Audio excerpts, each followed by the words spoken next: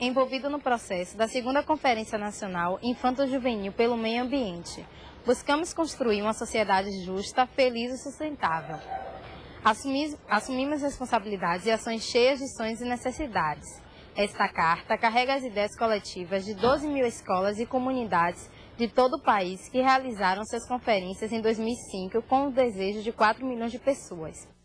Seja muito bem-vindo. Começa agora o Salto para o Futuro, um programa da TV Escola, canal da Secretaria de Educação à Distância do Ministério da Educação.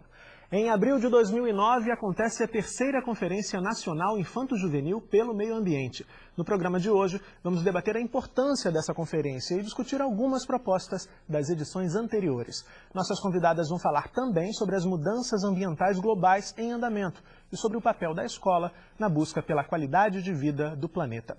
Para falar sobre esses assuntos, convidamos a Coordenadora-Geral de Educação Ambiental do Ministério da Educação, Raquel Treider, a professora do Instituto de Psicologia da Universidade de São Paulo, Eda Tassara, e a coordenadora estadual de Educação Ambiental do Estado do Rio de Janeiro, Daisy Keller Cavalcante.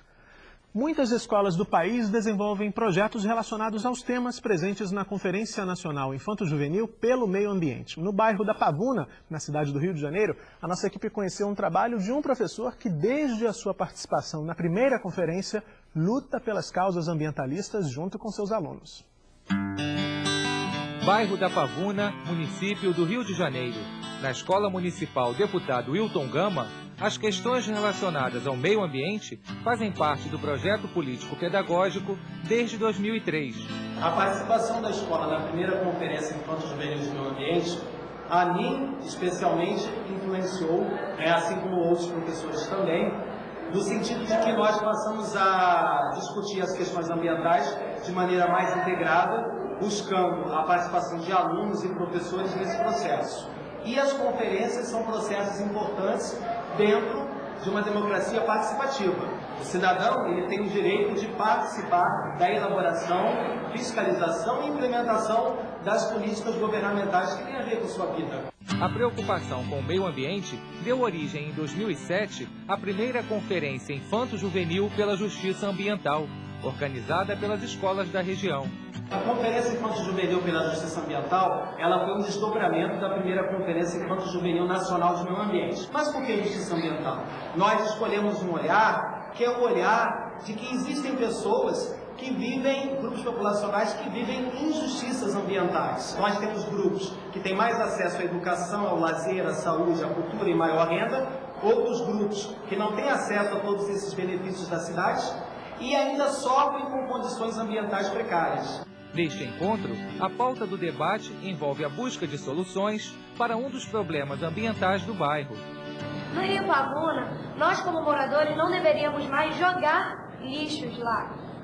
E a parte do governo, das autoridades, limpar os rios. Porque eu lembro que pessoas antigas, se você for lá conversar, eles falam que aqueles rios eram navegáveis. Minha mãe dizia que tinha peixe, essas coisas todas. A gente vai ficar parado só esperando. Não, a gente tem que fazer alguma coisa em prol disso. Nós temos que se mobilizar, juntar um grupo. Ou então mesmo fazer seus pedidos mesmo às autoridades. Entre os alunos estão os que foram eleitos delegados e suplentes para representar os anseios de cada turma da escola. O delegado ele não pode desistir na primeira ou segundo obstáculo. Tem que ir até o fim, até o que ele sonha, até poder virar realidade. Ele tem que ser responsável, ele tem que gostar do que ele faz, porque não adianta você fazer uma coisa só para aparecer ou para ficar mais popular, não importa. A gente quer que essas crianças e jovens se assumirem um dia, participarem de algum movimento social, se assumirem a liderança de algum movimento ou se assumirem algum cargo público, que esse jovem tenha esse respeito ao outro, ao cidadão a que ele está servindo. Alunos e professores já estão em ritmo de mobilização para a conferência na escola. O próximo passo será a etapa estadual e, em seguida, a terceira Conferência Nacional Infanto-Juvenil pelo Meio Ambiente. A escola se preparando com muitas coisas, como debates, mobilizações nas salas e conscientização de alunos e professores. A conferência não pode ser foguetório ecológico. Ela não pode ser um momento que acontece, virou festa, desapareceu, caiu no esquecimento. Ela tem que ser algo contínuo.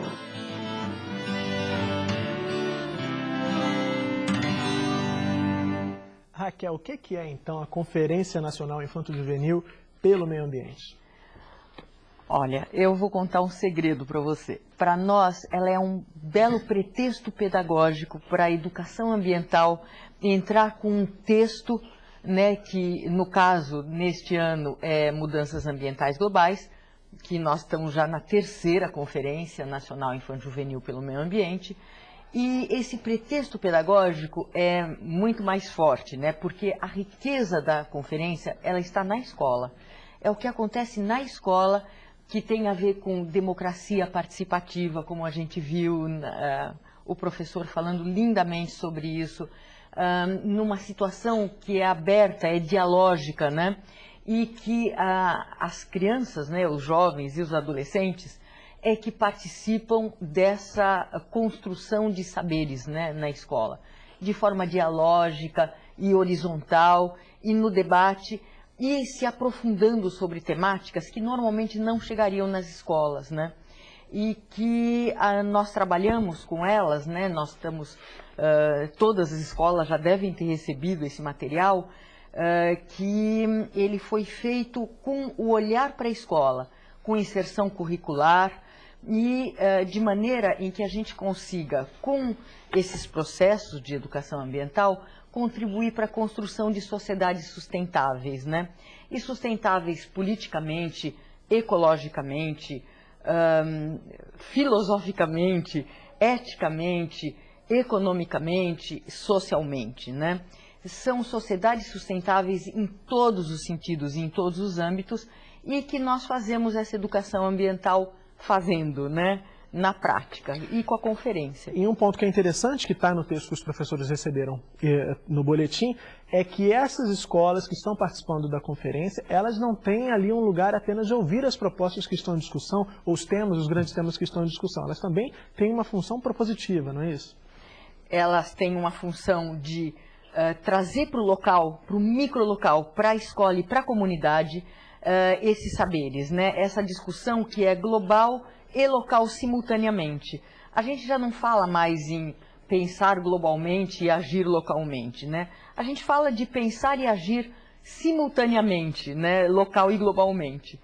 E a conferência está aí exatamente para construir esse ambiente de diálogos e trazer os saberes locais para esse diálogo global. Certo. Nossa segunda convidada, Eda, o que caracteriza uma educação ambiental crítica, que eu acho que é o sonho, o objetivo de todo professor que começa a trabalhar nessa perspectiva? Bom, a crítica originalmente quer dizer questionar verdades. Questionar verdades significa saber em que elas se baseiam como verdades, não é? Do ponto de vista da educação ambiental, uma educação ambiental crítica significaria ir além da constatação da problemática ambiental, ir além da constatação dos problemas ambientais para a compreensão de quais são os seus determinantes. Determinantes que se situam no comportamento social, mas se situam na origem da própria produção do comportamento social. Essa origem é histórica, civilizatória, social, cultural e também ambiental. Não é? Então, nesse sentido, uma educação ambiental crítica, ela tem que se voltar para uma análise dos fundamentos da problemática ambiental, para suscitar a possibilidade de intervenções que, de fato, venham a ser eficientes, não é? Que realmente possam ser eficazes na produção de uma transformação da própria problemática em condições mais aproximadas da desejabilidade sustentável socioambiental. Quer dizer, uma sustentabilidade socioambiental implica num processo de construção histórico-social que necessariamente depende da compreensão dos fundamentos da crise. Então, uma educação ambiental que vai além da constatação e que vai buscar as causas da problemática, pode se denominar uma educação ambiental crítica. Quer dizer, não é pouca coisa, é um desafio para a escola que está posto também.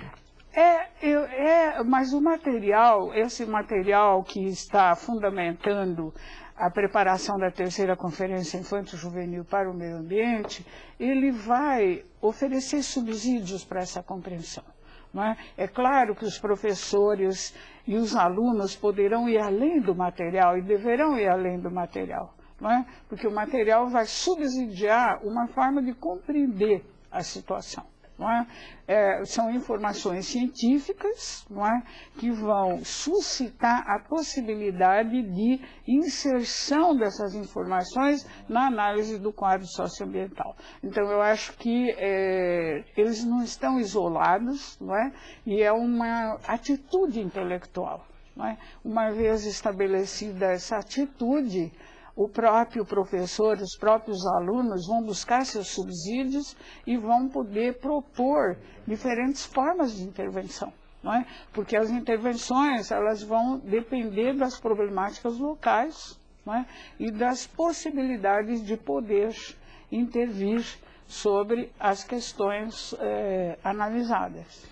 Ok, a nossa terceira convidada, Deise, o boletim também aponta a melhoria na relação ensino-aprendizagem como uma das consequências do processo das conferências na escola. Como é que essa mudança pode ser compreendida? Bem, nós compreendemos, enquanto gestores, né, dessa política no Estado, que toda educação ela tem de ser ambiental. Se ela não é ambiental, ela não é, né, no seu âmbito maior da palavra educar. E para nós, esse programa Vamos Cuidar do Brasil é uma política estruturante para todos os estados. Eu falo em nome do Rio de Janeiro, mas eu acho que isso perpassa para todos os estados do nosso país. Porque quando no primeiro momento, a primeira conferência, foi uma grande campanha, um grande chamamento, que tornou-se um programa federal, né, Vamos Cuidar.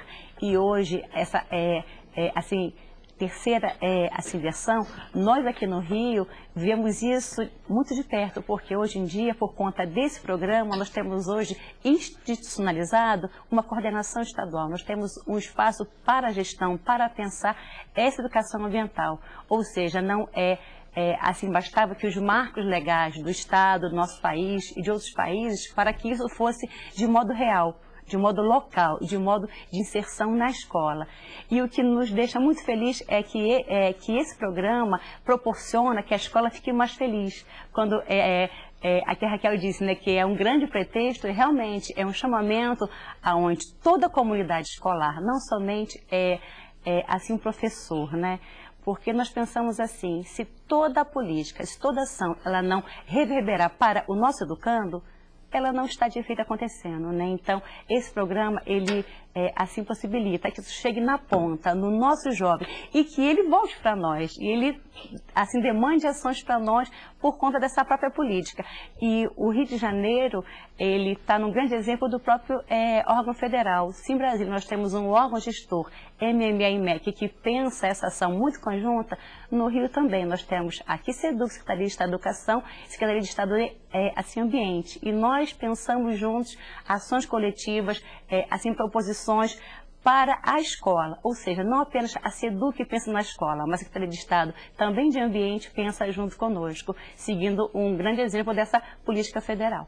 E agora, nesse momento, as escolas do Rio de Janeiro já estão em processo de conferência, já estão se preparando para a terceira conferência? Na verdade, nós estamos já há uns 3 meses nesse movimento, né, muito feliz. Nós estamos fazendo pré-conferências já, e nós já fizemos uma aqui no Rio Capital, fizemos mais por 3 cidades do interior, ou seja, nós estamos já preparando, porque essa é uma grande ação difusa. Então, se não chegarmos na ponta, né, para que todos tenham ciência desse grande momento, nós podemos o quê?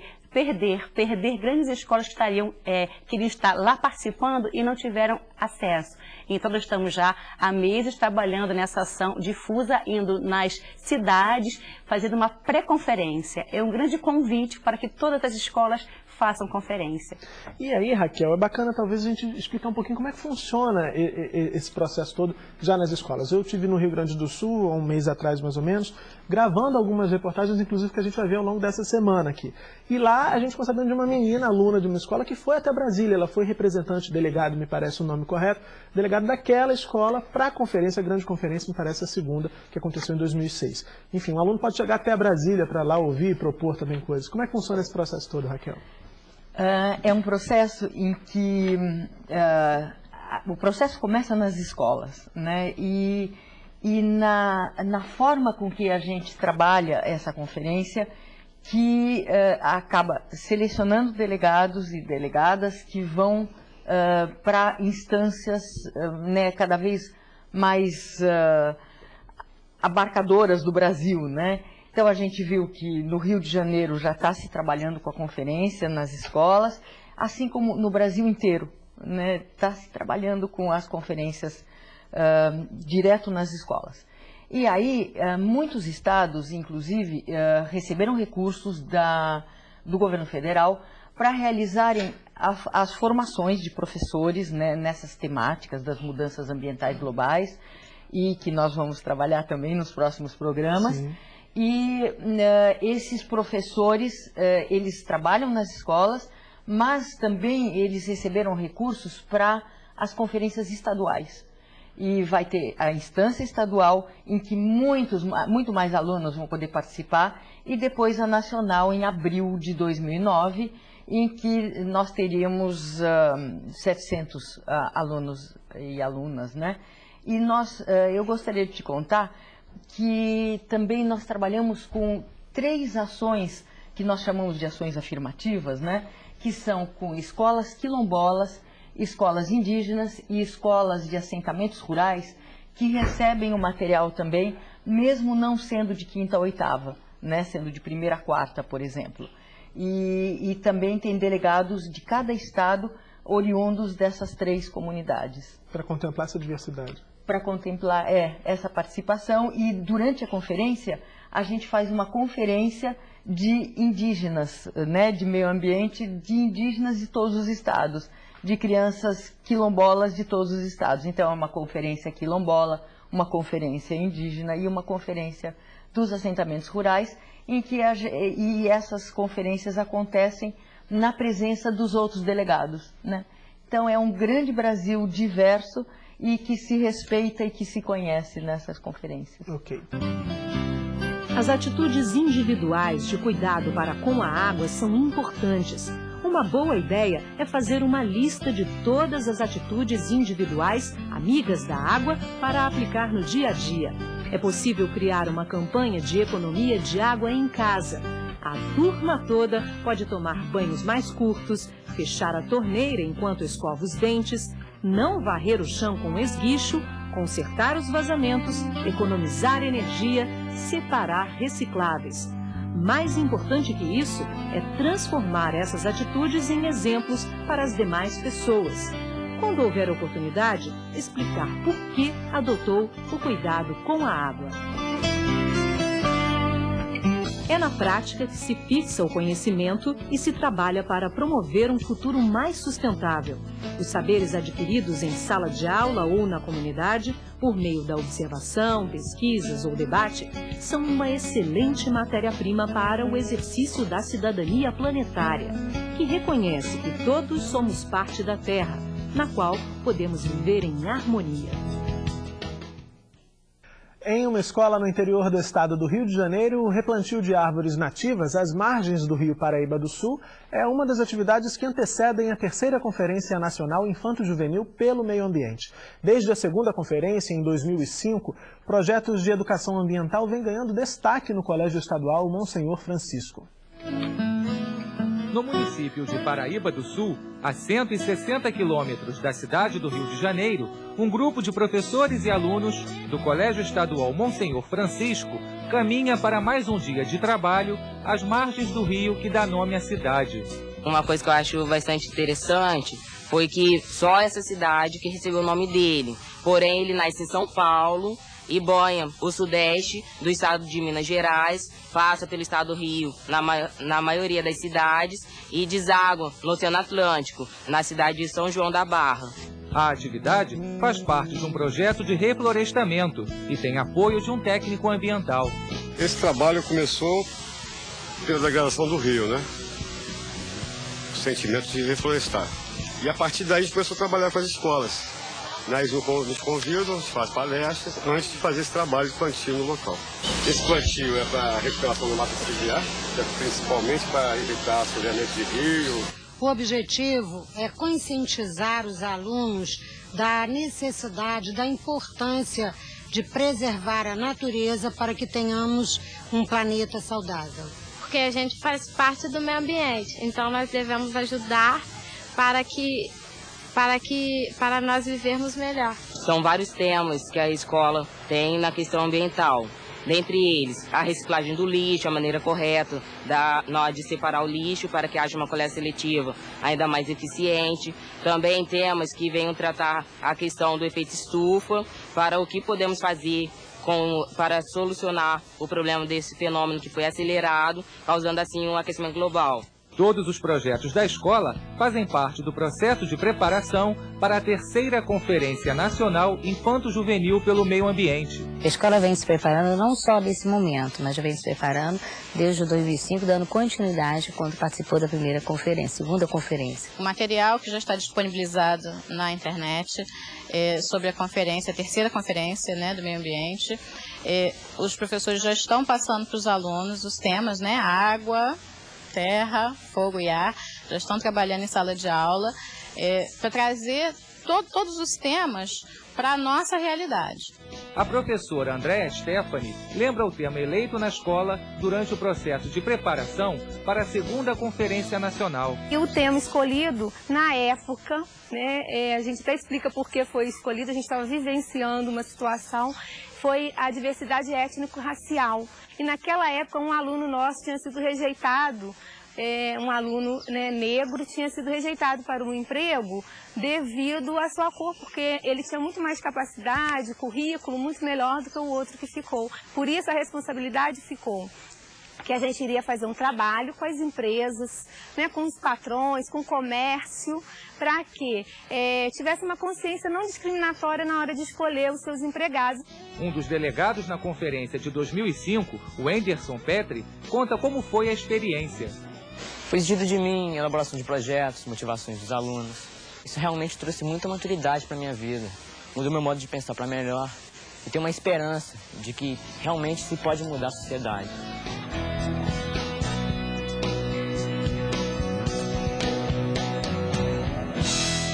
A gente viu aí a escola se preparando para participar da conferência, já em processo de preparação. Agora, hoje em dia, a gente tem um volume muito grande de informações sobre a questão ambiental, sobre toda a crise ambiental que o planeta, infelizmente, atravessa.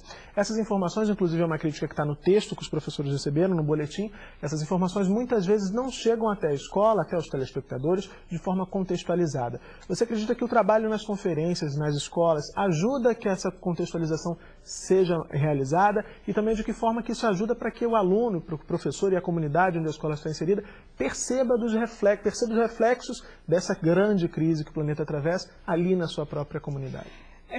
Eu acredito que a força da diversidade dos depoimentos, dos discursos, das narrativas e da apresentação dos problemas, como eles se concretizam nas realidades locais, que a conferência vai propiciar como um fórum de debate, é condição essencial para que se comece a estabelecer uma leitura plural que só pode ter uma lógica na contextualização sistêmica, isto é, vendo a problemática socioambiental como uma produção que se dá de forma articulada e que relaciona o comportamento das pessoas com os fundamentos sociais, culturais e históricos desse comportamento.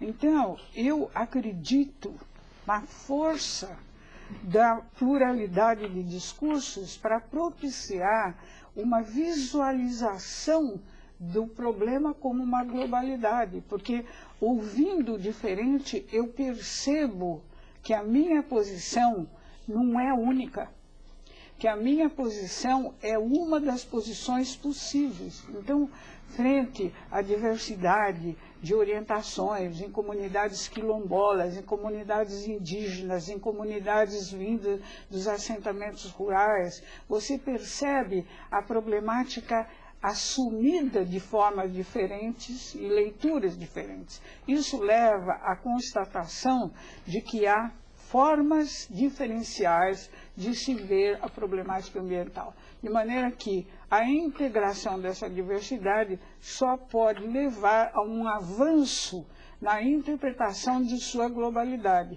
Eu gosto de usar a definição dos geógrafos eminentes da Universidade de São Paulo, Milton Santos e Assis Absaber, que eles conceituam o ambiente no sentido socioambiente. Então, o ambiente é a organização humana no espaço total, que compreende os fragmentos territoriais em sua globalidade. Isso significa que esta possibilidade da conferência é a coisa mais próxima possível da visualização desta forma de socioambiente. Ok.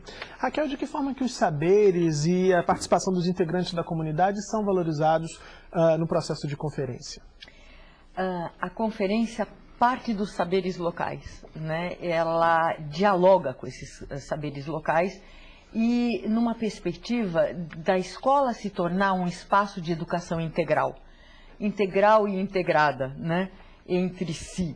E a escola, então, com a vinda da comunidade no dia da conferência, para os alunos mostrarem os projetos e discutirem a responsabilidade, a ação que aquela comunidade escolar vai assumir, né, a escola se torna um espaço que tem uma palavra linda, que tem uma origem linda, né, é um espaço republicano, né, a coisa pública, e onde se aprende ao longo da vida, permanentemente, e essa escola republicana é que convida, né, a comunidade a participar da construção dos saberes, né, não só o saber científico, que realmente deve entrar na escola, e nós temos nesse material sugestões de atividades com metodologia científica, mas os saberes tradicionais, os saberes originários, né, e os saberes do cotidiano que se constroem, né, na escola. E a conferência, ela fica um evento, né, muito efêmero, se a gente não continua nesse trabalho formando convidas, né, que são as comissões de meio ambiente e qualidade de vida na escola, que dialogam também com outros organismos e outras organizações na escola. E a gente pode continuar depois a falar um pouquinho mais sobre convidas. Certo. Deise, a Raquel chamou atenção para a importância de que a conferência não seja encarada como um evento isolado na escola.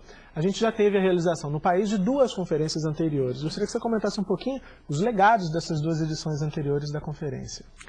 Então, nós tivemos a primeira, a segunda, essa terceira, e o que para nós é muito claro hoje, que não é um evento, não é um dia com hora marcada, né? Mas é momento de assim, educar-se permanentemente. A educação ambiental hoje é uma ação permanente na escola. É um processo, né? Podemos dizer isso muito claramente porque nós, em muitas escolas nossas, do Estado do Rio de Janeiro, nós temos ela já no seu PPP, seu projeto político pedagógico, onde está inserida como tema central essa educação ambiental. E nós estamos com uma média de 3 assim, processos semanais de escolas que mandam para nós, que elas querem fazer ações por conta própria, sem nenhum programa, projeto do nosso governo, ou do Estado, ou do máximo governo, né, assim, federal do MEC. Então, as escolas já buscam isso, essa educação permanente. E, desdobramento disso, né, quando a escola faz conferência, tem um momento já presencial que a escola, quando faz conferência, ela entra no programa do MEC. Então, ela automaticamente entra nesse programa e participa de um momento, assim, presencial, de formação. E por conta desse grande incentivo lá do Ministério, nós estamos lançando no Rio de Janeiro, no mês que vem, o primeiro livro, né? Um livro com grandes temáticas da área ambiental, uma grande construção nossa coletiva, com parcerias aqui na universidade. e voltado para o nosso professor, para o nosso aluno. Então, ou seja, esse momento de conferência é um momento de um grande convite, mas na verdade ele perpassa muitas outras ações. E por conta disso nós temos escolas hoje aqui aqui no Rio de Janeiro, com escolas que já têm uma grande mudança comportamental da sua eficiência energética. Temos escolas com captadores de luz solar, captadores de água, ou seja, a escola já busca uma mudança no seu consumo, buscando realmente que essa escola seja sustentável.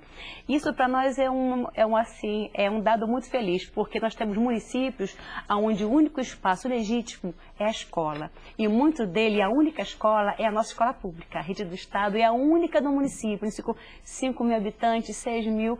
Então a escola é o espaço desse grande aprender, mas as pessoas se conhecem, se casam, fazem a sua festa, enfim, e discute a questão socioambiental também. E por conta disso, buscando para a escola esse espaço legítimo, as ações transformadoras de uma eficiência energética para todo o planeta. Bom, nós recebemos aqui um e-mail, foi enviado pela Ciseni Narciso, que é professora formadora do NTE de Anápolis, em Goiás. Obrigado, Ciseni, pela sua participação. Eda, ela traz aqui uma citação do texto. Comportamento social tem relação com a situação de crise ambiental que o mundo vive hoje. E diz que o livro didático traz informações isoladas que não estimulam reflexões. Ela pede que você comente essas afirmações apontando caminhos para dar direções de como fazer acontecer de forma que mobilize os alunos e a comunidade de uma forma geral. Bom, o livro didático, de uma maneira geral, ele não trata isso, porque a percepção, a análise, a percepção dessa problemática de forma sistêmica e complexa é muito recente. Não é? O livro, esse texto que foi preparado para subsidiar a organização da terceira Conferência Infanto-Juvenil, tenta fazer, subsidiar essa leitura e essa compreensão. É claro que é difícil, isso esbarra pela cultura tradicional, não é? Que não leva as pessoas a formarem um pensamento sistêmico, que é um pensamento que articula todos os elementos da análise de uma forma total e global. Por exemplo, aqui no caso, você tem que considerar como território o planeta, não é? Porque ele se comunica, não é? Através das vinculações socioambientais com todas as partes, não é? Do planeta. Quando eu coloquei a definição de socioambiente do professor Milton Santos e Aziz Absaber, fala que é ambiente e organização humana no espaço total, que compreende os fragmentos territoriais em sua totalidade, em sua globalidade. Então, essa busca, ela é algo que deve ser feito paulatinamente. Não deve haver uma preocupação em se não se conseguir abranger, não é, todos os elementos num sistema. Basta que se tenha a atitude intelectual de buscar articular. Por exemplo, estamos tratando a questão da água, estamos tratando a questão do fogo. Como essas coisas se relacionam? Quais são os elementos do comportamento social que permitem que nós compreendamos a questão da água, do ar, do fogo e da terra de uma única forma? Quer dizer, o conhecimento científico produziu um desenvolvimento técnico que, ao mesmo tempo que pode possibilitar o desenvolvimento de inovações comprometidas com uma busca de sustentabilidade, fundamenta também as tecnologias disruptivas, os elementos do comportamento social que vão se relacionar com o meio ambiente, produzindo deformadas consequências poluidoras. Não é? E também, nesse sentido, eu acho que essa busca, não é, ela não precisa ser feita de um único fôlego. Não é? Ela pode ser feita paulatinamente. Eu estabeleço alguma relação entre um dos elementos e outro. O que tem o Paraíba do Sul, por exemplo, com a produção de uma sociedade poluída? O que significa essa poluição? O que polui em função do quê? Quais são as responsabilidades que podem fazer face a uma busca de transformação? Transformação nas formas técnicas, transformações na maneira de inovar e transformação, acima de tudo, na maneira como nós nos comportamos frente ao conhecimento. Ok. Um desafio das próximas décadas será desenvolver novas fontes de energia renováveis e não poluentes. Quem hoje está na escola terá, no futuro, de tomar as melhores decisões, pois cada acerto trará sustentabilidade para a vida e os erros podem ter custos para o planeta. Por meio de uma postura solidária, os cuidados com o ambiente do qual fazemos parte se tornarão práticas do dia a dia de cada pessoa. Cada um ganhará consciência de que suas ações pessoais afetam os integrantes da comunidade, os demais seres vivos. Ao adotar o zelo para com os bens naturais na escola, em casa, no lazer e no trabalho, garante-se o uso sustentável para a atual e para as futuras gerações. Raquel, você me dizia no intervalo que também está sendo pensada, foi pensada, uma iniciativa de formação continuada de professores para a participação nas conferências. Nós estamos construindo com a UAB, que é a Universidade Aberta do Brasil, um curso de 180 horas com 10 universidades para fazer a formação continuada de professores. Nós estamos pensando em 12 mil professores no primeiro curso, que é semipresencial. Mas tudo isso para aprofundar esses conceitos que eles são muito inovadores, né? E a questão ambiental, ela está muito sofisticada e avançou muito, e nós temos que enfrentar uma crise global sem precedentes, né? Então, com isso, nós estamos formando professores, ao mesmo tempo construindo esses espaços de debates, enviando esses materiais que são com um olhar sistêmico e da complexidade, e também formando convidas nas escolas, que é uma ação estruturante, né, em que esses debates podem continuar e devem continuar nas escolas, e com a formação de professores também. Você também chamava atenção para a questão das responsabilidades, não é isso? Uhum. Cada escola escolhe, né, e elege uma responsabilidade e uma ação. Não é só fazer o debate, mas é também debater com as comunidades, né, qual é a responsabilidade que essa comunidade tem com relação a ações transformadoras, né? Nós falamos de ações mitigadoras, que são globais, ações adaptativas, que são regionais ou nacionais, em geral tecnológicas e tal, a esses processos de mudanças climáticas, de mudanças ambientais, né? Mas nós temos que falar, e muito, sobre as ações preventivas, e que são as ações responsáveis, né, e educadoras, e as ações transformadoras, que são locais, microlocais, que acontecem nas escolas e estão ao alcance das nossas mãos e ao alcance das nossas comunidades, e tudo isso nós trabalhamos nesse material, né, que nós estamos mandando para as escolas. E com isso a gente trabalha o conceito de responsabilidades, que é muito interessante, porque as responsabilidades, elas existem na exata medida e proporção em que aquelas comunidades, as escolas, têm de acesso ao poder, ao conhecimento, né, poder econômico, poder político, e a cada grupo social, né? Então, os empresários, os políticos, eles têm outro tipo de responsabilidades que eles precisam assumir, de acordo na proporção do seu acesso aos conhecimentos e ao poder. É muito interessante trabalhar com isso, né? E construir ações, que são as formas transformadoras da gente colocar essa educação ambiental crítica com as responsabilidades na prática. Deise, aí eu fico pensando que talvez o professor, muito provavelmente que esteja nos assistindo já nesse terceiro bloco, fique pensando assim, bom, mas são muitos desafios para que eu consiga desenvolver esse trabalho, implementar essa dinâmica das conferências aqui na minha escola. Queria que você falasse que desafios são esses, além da mobilização do próprio professor e dos seus pares dentro dessa escola. Você falou uma coisa muito importante, Murilo, né, dos nossos pares. Eu costumo dizer que o nosso desafio é o nosso professor, né? Que ele tem, na verdade, comprometimento com essa ação, porque o nosso educando, o nosso jovem, ele está lá, pronto para receber, né, de coração aberto, enfim, com toda a vontade. O nosso desafio é o nosso pai, é o nosso professor. E eu, como sou da rede há quase 20 anos, falo isso muito à vontade, né? E aí o que vem colaborar profundamente nisso é essa formação, que é o momento presencial. E a exemplo do Ministério também, nós aqui no Rio de Janeiro, nós temos uma ação dessa formação continuada. De 180 horas, já estamos em prática, né, com a nossa primeira turma, com 154 escolas, culmina no dia 14 de outubro.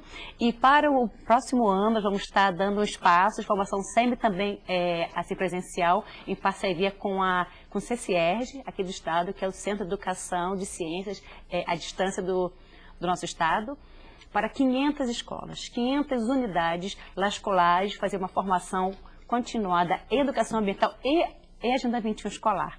E aí, propondo esse momento que o professor produza. Né? A esse exemplo, nós estamos produzindo, nesse próximo mês, esse primeiro material didático nosso. Então, assim, e uma coisa que eu queria dizer que é muito importante, esse material aqui é um material permanente, como a educação ambiental também deve ser permanente, ou seja, não é uma coisa estanque, chegou na escola, fiz conferência e guardei. Não, ele é consultivo. E desde a primeira conferência eu tenho ainda os meus livros, da segunda e terceira, ou seja, toda a comunidade escolar deve participar. Então, se nesse momento eu tenho jovem do ensino fundamental, que pode ser esse representante da escola, mas o ensino médio também deve participar de toda a discussão. E a educação infantil também. Então, eu digo que é um material para toda a comunidade, para os pais, professores, alunos, e ele não tem dia e não tem hora marcada. Ele é sempre consultivo, que tem uma boa base teórica. Ok. Eda, tem um ponto que também, apresentando outras séries relacionadas à temática ambiental aqui do Salto, a gente vira e mexe esbarra num ponto que é uma preocupação ecológica, uma confusão que ainda existe na cabeça da sociedade de uma forma geral, atrelando as questões ambientais apenas à vertente ecológica. Esse ainda é um desafio que precisa ser superado por nós todos enquanto sociedade, na sua opinião? Sim.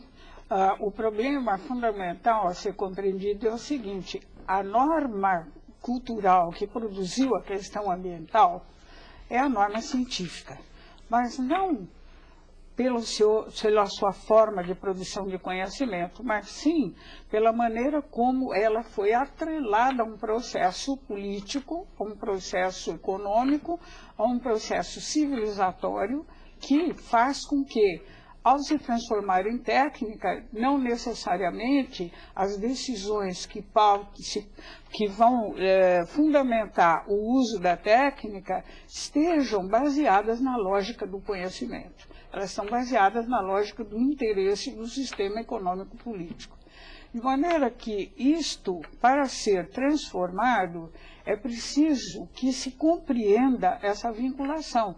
Então, o conhecimento científico, ele é necessário para a compreensão da problemática, o que não significa que ele vai ter que ser exclusivamente o produtor dessa nova forma de enfrentamento da crise ambiental. Aí ele vai precisar conversar com culturas da oralidade para produzir um encontro entre as formas letradas, que são as formas científicas, conhecendo seus fundamentos, e as culturas da oralidade, se possa descobrir uma nova forma de se relacionar o homem com o homem e o homem com a natureza. Não é? Então, essa conjunção, ela torna muito exigente a compreensão da problemática ambiental, porque existe essa dimensão política, ideológica, filosófica, que vai condicionar a necessidade da pluralidade de visões e, ao mesmo tempo, existe a necessidade de compreensão e domínio das informações científicas que geraram a problemática e que necessariamente são condição para a compreensão dela. Né? Okay. Isso é uma condição que é difícil as pessoas entenderem. Excluindo a ciência da compreensão, você não vai conseguir enfrentar a problemática ambiental. Ok, aí nós recebemos aqui, Raquel, um fax com pergunta da Maria da Graça do Espírito Santo. Obrigado, Maria da Graça, pela participação. Ela pergunta como deve ser o passo a passo de uma escola que quer participar do processo de conferência. Oi, Maria da Graça. O passo a passo da escola é ler o passo a passo que a gente tem que estar nessa caixinha aqui. Todas as escolas receberam material, Raquel? Todas as escolas devem ter recebido material. Se ainda não receberam, é porque o correio ainda não entregou. Mas todas, a Deise está me mostrando aqui.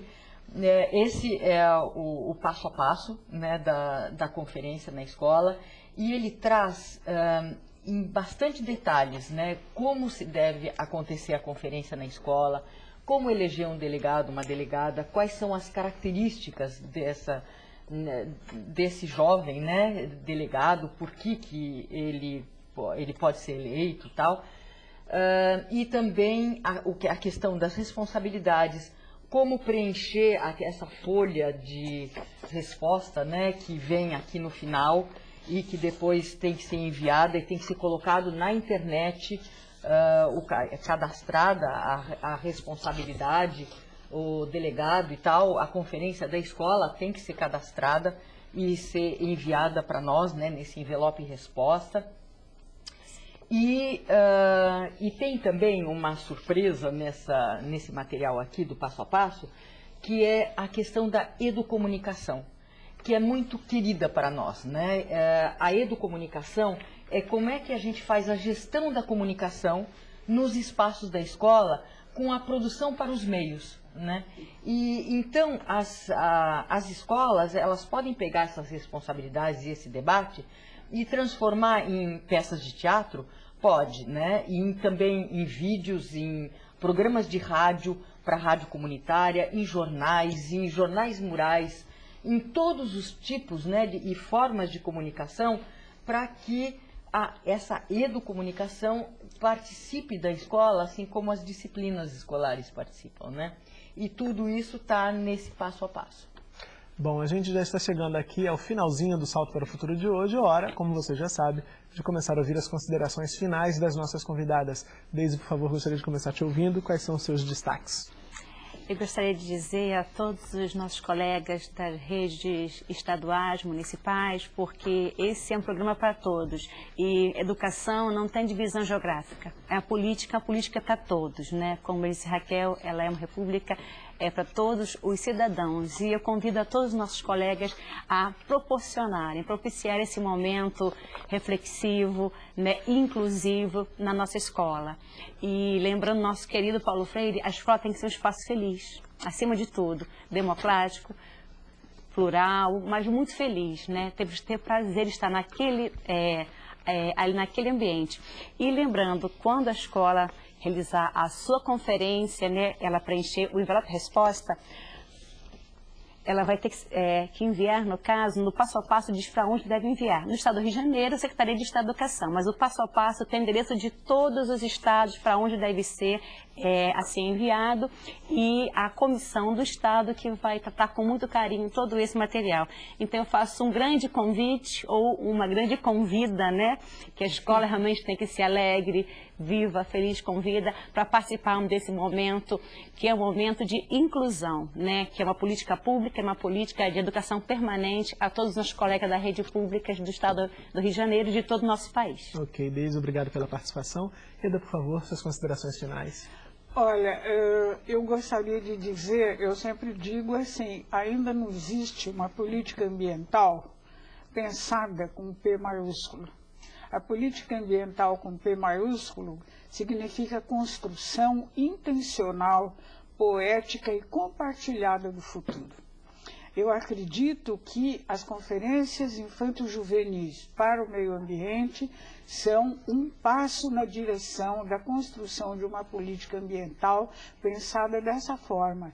Eu gostaria de deixar uma mensagem a todos os educadores e educadores do Brasil, não é? Educadores populares, professores, não é? Que acreditem na possibilidade de construção de uma política ambiental pensada dessa forma. Isto seria uma invenção histórica que nunca foi ainda realizada, mas que eu acredito cujas bases estão sendo lançadas com essas políticas públicas e justamente em decorrência da crise ambiental. É o lado construtivo, não é, da crise ambiental. Okay. Ela gerar consciência para uma ação de construção de uma política ambiental. Ok, Eda, muito obrigado pela participação. Raquel, por favor, suas considerações finais. São bem práticas. Eu queria indicar o site, o sítio, né, na internet, onde as escolas vão se cadastrar, mas também onde elas podem debater, encontrar blogs e encontrar outras escolas numa comunidade virtual de aprendizagem, que nós estamos fazendo junto com o EducaRede, e também todos os materiais da conferência. É um espaço de debates de construção dessas sociedades sustentáveis e dessas políticas com P maiúsculo, né? De educação integral. Essa questão ambiental é uma das bases da educação integral, né?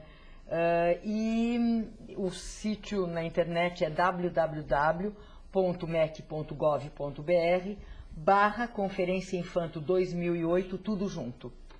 A gente ainda tem um tempinho, bem breve, só para contemplar a Cristina do Paraná, que pergunta: para participar da terceira conferência, a escola precisa ter participado da primeira e da segunda? Não, de jeito nenhum. Ela pode recuperar o tempo perdido e participar dessa terceira conferência com todo prazer. Estamos de braços abertos e muito boa sorte, muita felicidade, né? Ok, Raquel, obrigado pela participação. Só repetindo o endereço, o site é www.mec.gov.br/Conferência Infanto 2008, conferência sem o acento e tudo junto. Termina aqui o Salto para o Futuro de hoje, o primeiro da série Mudanças Ambientais Globais. Participaram do programa Raquel Treiber, coordenadora-geral de Educação Ambiental do Ministério da Educação, Eda Tassara, professora do Instituto de Psicologia da Universidade de São Paulo, e Deise Keller Cavalcante, coordenadora estadual de Educação Ambiental do Estado do Rio de Janeiro. E você, gostou do tema da série? Então, no nosso site você encontra os textos do boletim, entrevistas com educadores e pode enviar perguntas e relatos de experiências bem-sucedidas aí na sua escola. O endereço você já sabe, é www.tvbrasil.org.br/salto. No programa de amanhã, vamos falar sobre o ar e o aquecimento global. Você não pode perder. Tchau. Divulgação da informação e ampliação dos conhecimentos por meio de educação ambiental. Criaremos grupos de intercâmbio para realizar palestras, seminários, campanhas, pesquisas e apresentações culturais de jovens para jovens e de jovens para adultos. Iremos proteger e valorizar o local em que vivemos e suas culturas com a produção e apropriação de diversas linguagens de comunicação, descontraídas e criativas.